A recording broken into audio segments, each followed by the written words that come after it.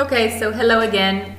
Picking up from where I left off before, this section in which he tackles the special nature that the subject has and role it plays in a sentence.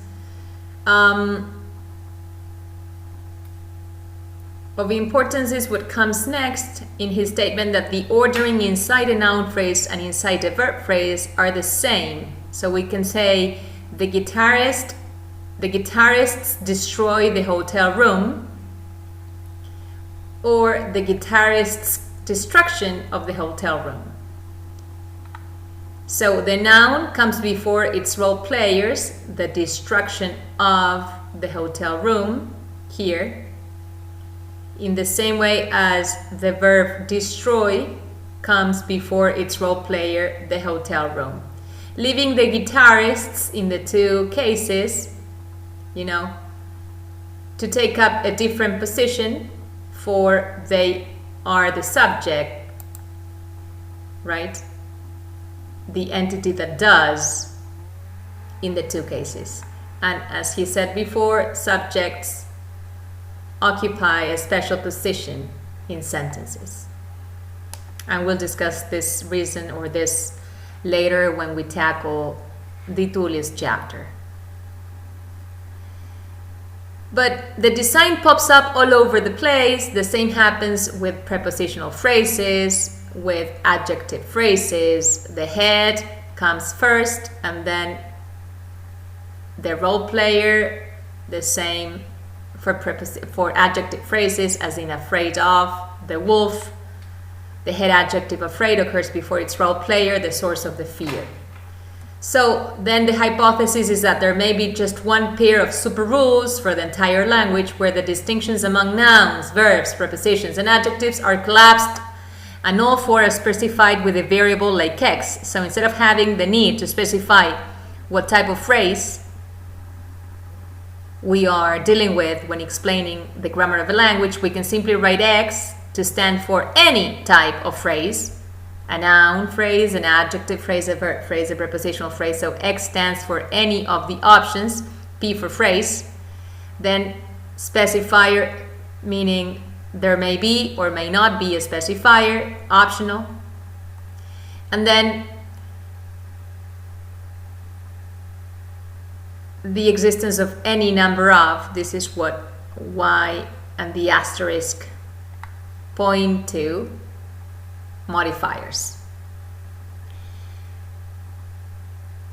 The point in English is that the head of a phrase comes before its role players, but in many languages we've got the other way around. We've got the role player and then the head. So languages can be head first or head last. So this is no problem for this theory, explains Pinker, because it is only a question of, specifying that the head may take up initial or final position. But then the whole of the theory still holds. So it means that the super rules suffice not only for all phrases in English, but for all phrases in all languages, with one modification. Removing the left to right order from each super rule, the trees become mobile. So we can have an X bar, meaning any type of phrase composed of a head, X, and any number of role players in either order. This is what this formulation represents. So the super rule is beginning to look less like an exact blueprint for a particular phrase and more like a general guideline or principle for what phrases in any language must look like. The principle is usable only after you combine it with the language's particular setting for the order parameter. Take a look at this phrasing, order parameter. This is what we will be using. Instead of calling it opacity, like it appears in Cook, we will mention the fact that there are specificities as to the arrangement, as to the ordering of constituents in a sentence that spring from a specific setting of a parameter that pertains to order. This general conception of grammar, first proposed by Chomsky, is called the principles and parameters theory. And Chomsky suggests right? That the unordered super rules, these principles, are universal and innate, and that when children learn a particular language, this is having a lot in common with what you have come across in Cook and in my other videos about Cook itself. They do not have to learn a long list of rules because they were born knowing the super rules. All they have to learn is whether the particular language has the parameter value head first, as in English, or head last, as in Japanese or other languages. Right?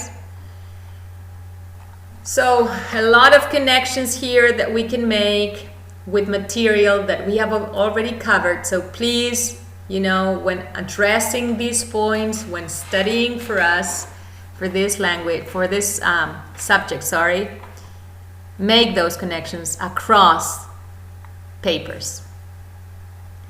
And then on page 112, the principles and parameters of phrase structure specify only what kinds of ingredients may go into a phrase in what order.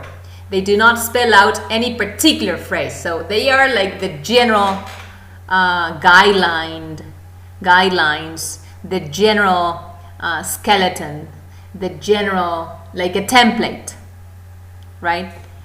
For phrases across languages. And then depending on what language we actually speak, do we have the possibility of filling in the slots that the template allows for.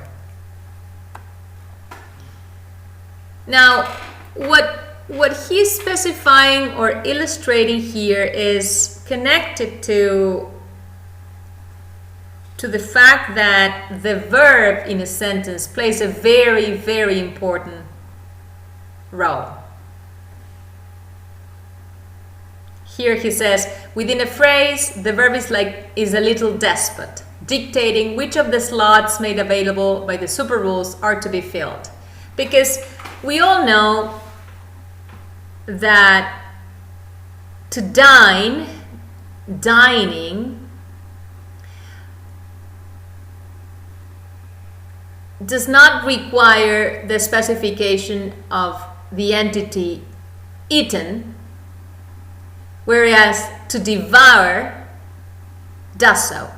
You cannot stop at devoured here in Melvin devoured and form a grammatical sentence in English. And this has to do with the specifications, with the semantic load of devour being different from the semantic load of dine.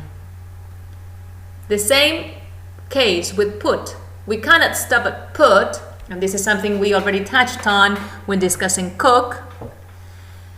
We cannot stop at put and make sense in English, for we need to specify these other role players, the car and in the garage. And then with alleged,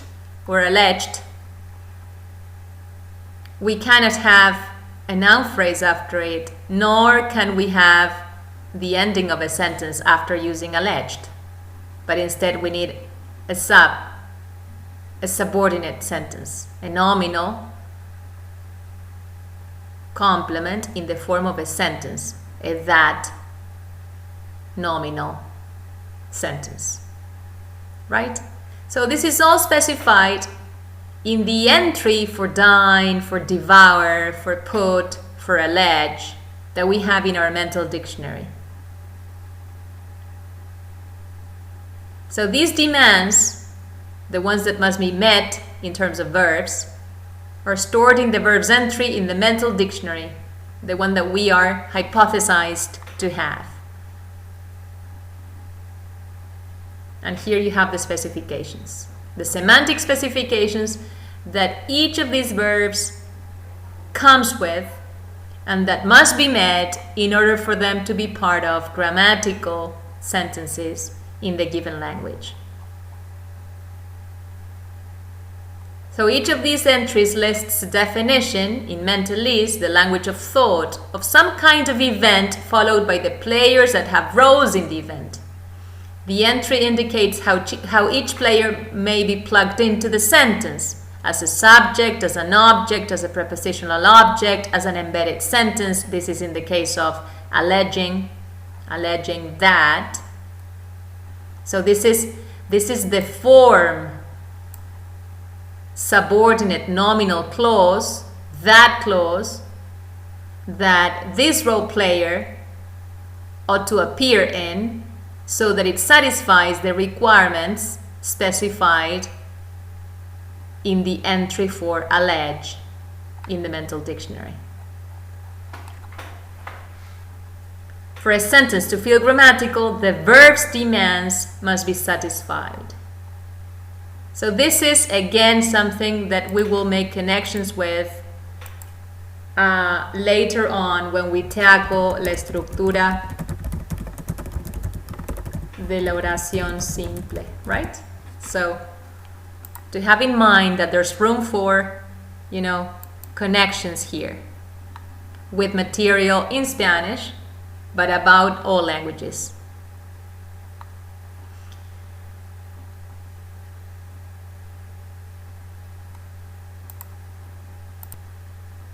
This will also be of importance later on when we tackle the notions of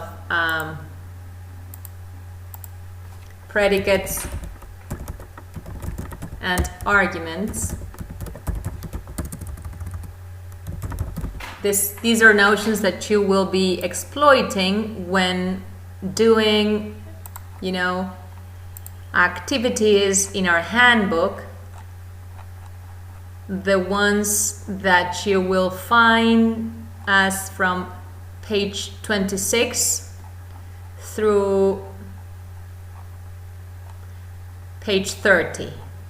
So understanding that in every simple sentence in Spanish or English or in any language, there will be words that dictate how many role players or arguments they ought to be accompanied by in order for them to be part of simple grammatical sentences will be of use. Understanding that an argument is a role player selected for by the semantics of a word that is not a role player, that is not an argument, but is still very important for the sentence to be grammatical, and is the word known as predicate. Predicate in a semantic sense, not syntactic, not as one constitutive element of a sentence, but rather as a word which is not an argument, but still plays a very important role in the sentence, for it is its meaning that dictates how many arguments it should be accompanied by in order for it to be part of a grammatical sentence. So have this information that we're covering here in connection to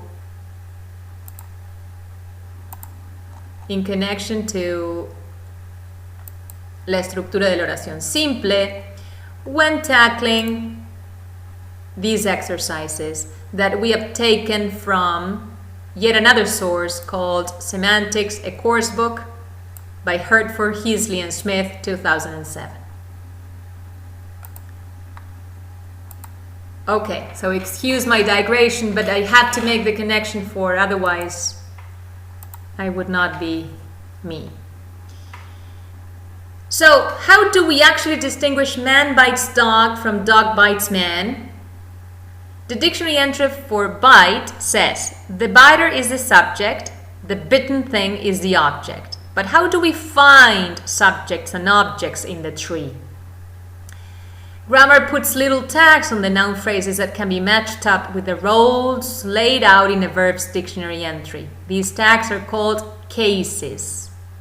In many languages, cases appear as prefixes or suffixes on the noun. So you know that a grammatical category like case pertains to nominals, right? And as you have it in Pinker's chapter itself on page 116, he says that English, like Latin, had suffixes that marked case overtly. but the suffixes have all eroded and overt case survives only in the personal pronouns. So you have the same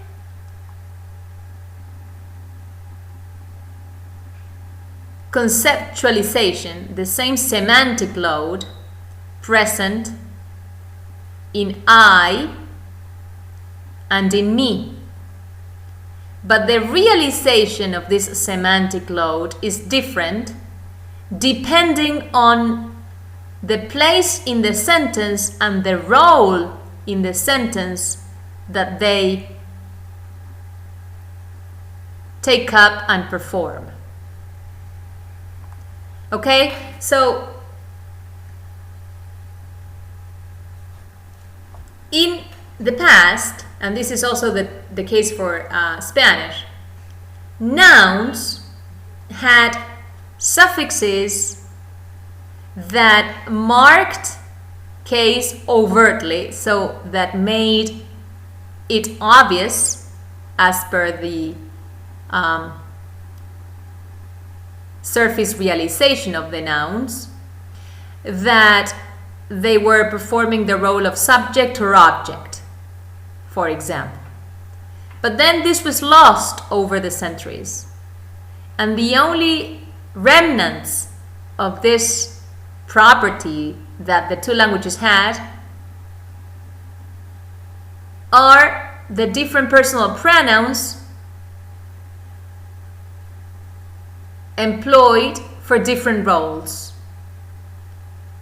Subject role taking one shape, object role taking another shape. Same thing for Spanish. So, case points to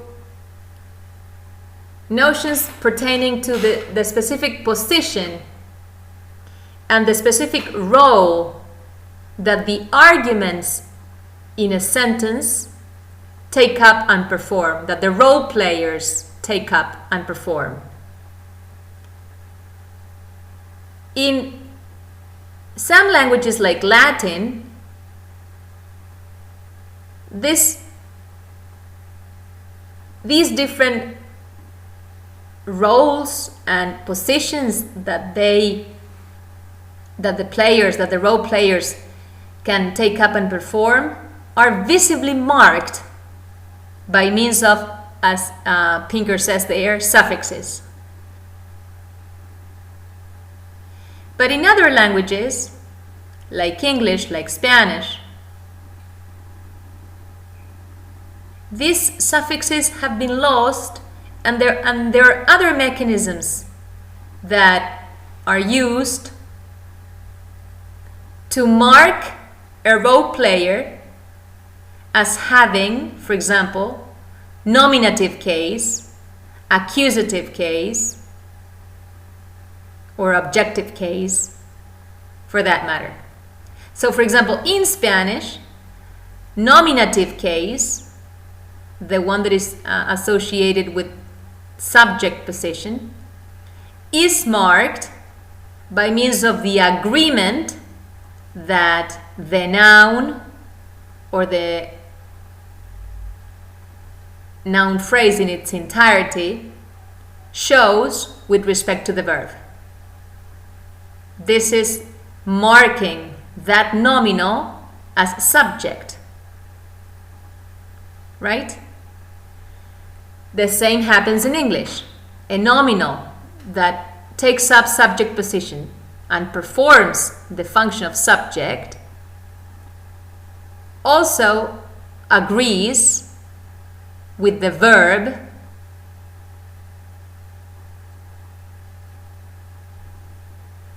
it is followed by. So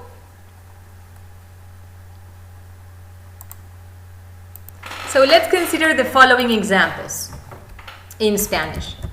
Los estudiantes marcharon al Congreso. The fact that we have los estudiantes, this is a noun phrase, right? There's nothing, in the surface of these two constitutive elements that marks it as having nominative case. This is the case that is associated with the syntactic function of subject. However, we can use the agreement, the fact that it's a plural noun,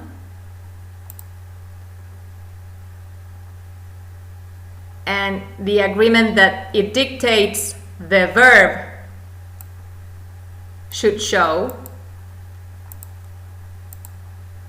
as evidence that these two words making up the noun phrase los estudiantes has nominative case. Another example. Los estudiantes lo escucharon a su profesor.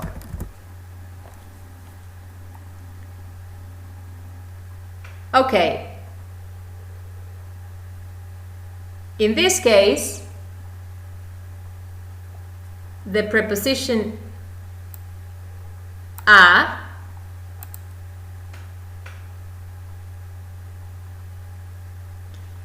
and the fact that this entity is animate and specific in reference, the presence of the clitic lo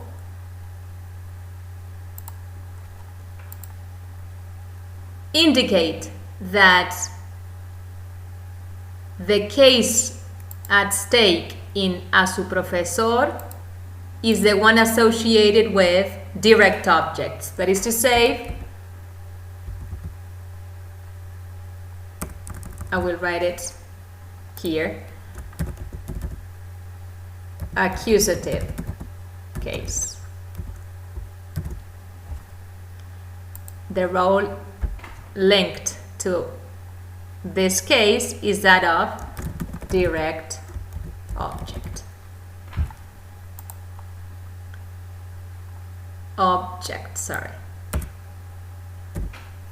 Now, third example.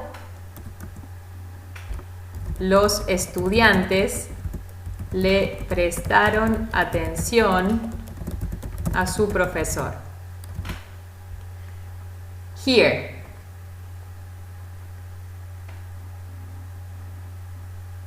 the same preposition that appeared here, a, but this time in connection with this other clitic, le and not lo, are evidence that the case in question in a su profesor is dative, not accusative. And this case is associated with the role, with the syntactic function of indirect object. Now, there was a time in Spanish in which, depending on the place and on the role that the noun took up and performed,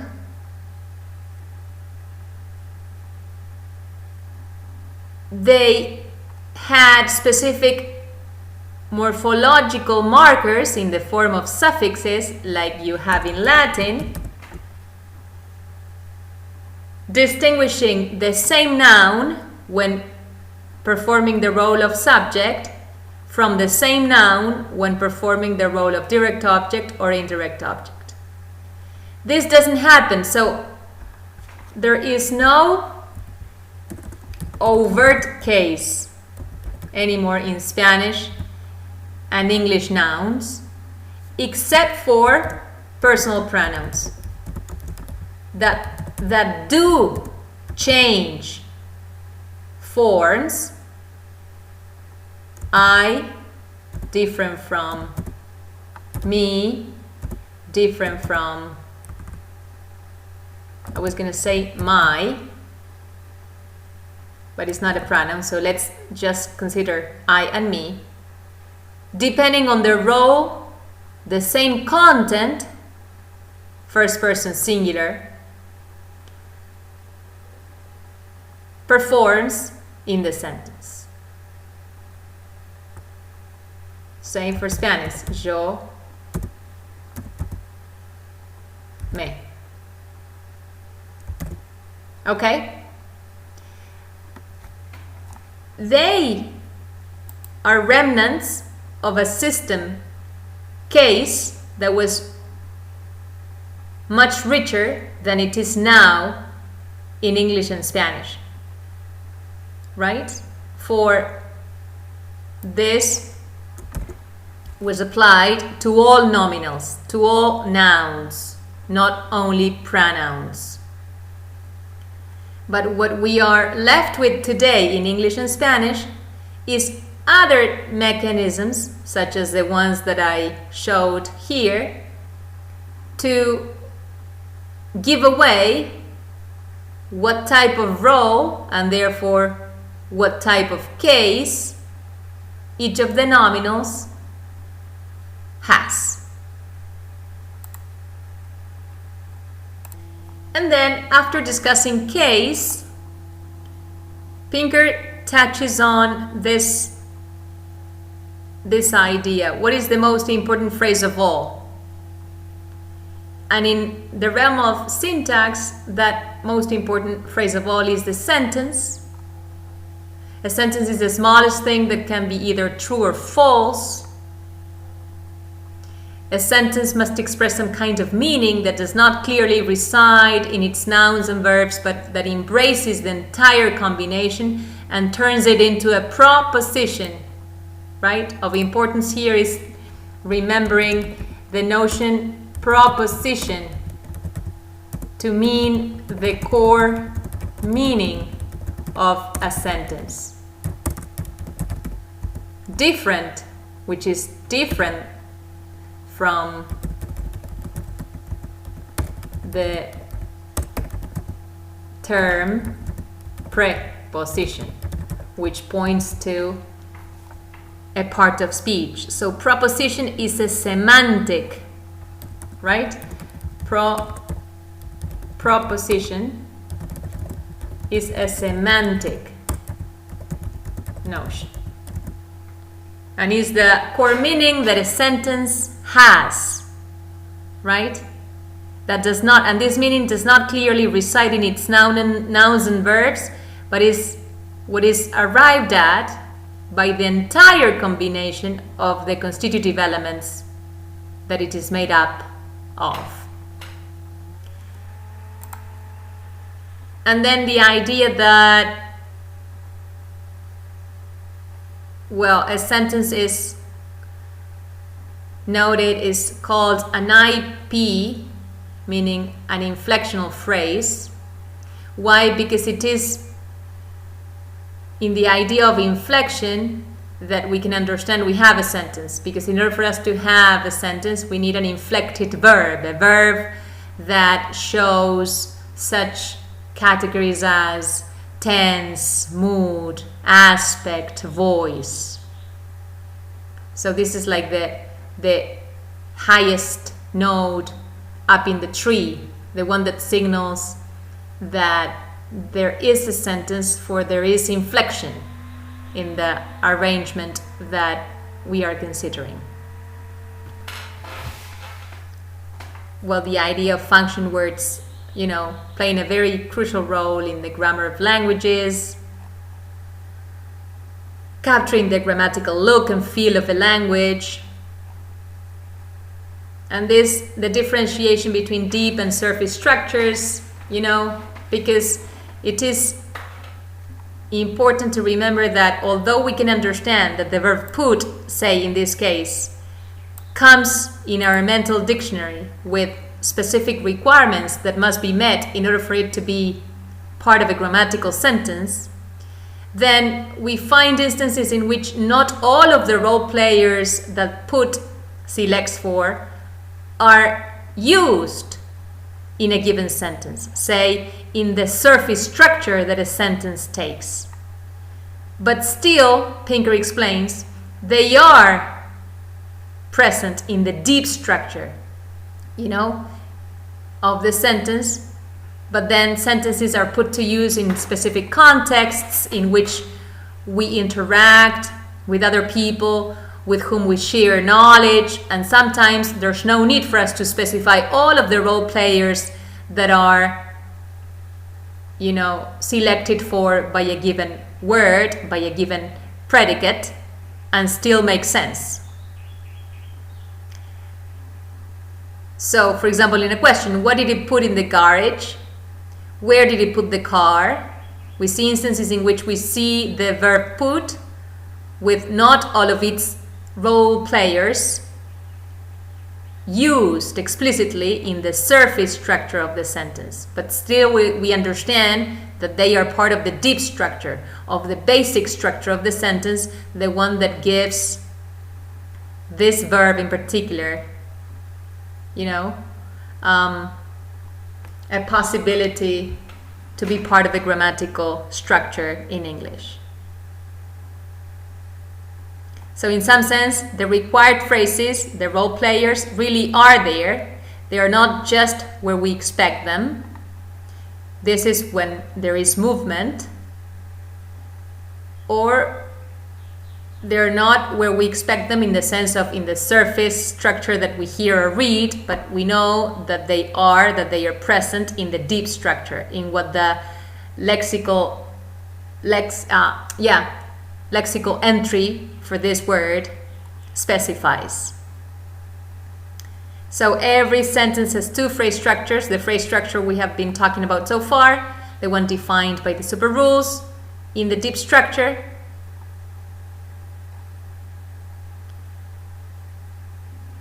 and then the ones that we actually hear or see, which pertain to the surface structure.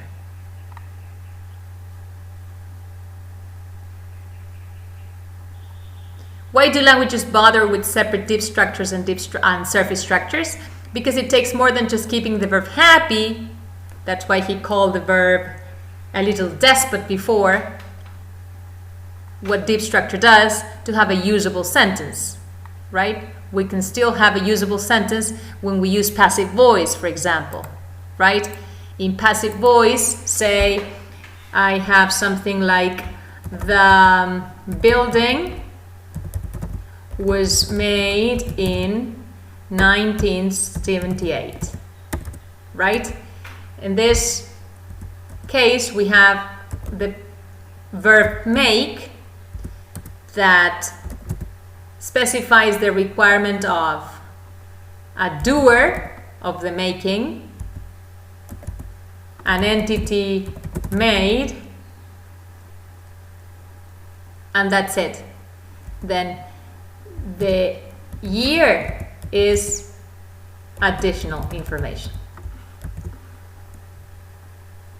In this case, however, the building was made in 1978. We have the specification of the entity made, the building, but not the specification of the doer, because the whole system it is showing, the whole voice the sentence is showing, is that of passive voice, which is pretty much about hiding the doer. But we can understand that the specific requirements, semantic requirements of make, that the doer and that the entity made be specified, are met at the level of the deep structure. Now, at the level of the surface structure, the sentence that we get to see, to hear, to read, only one of the entities is present, the entity made, only one of the role players, that is present, but we can understand still that there was a doer.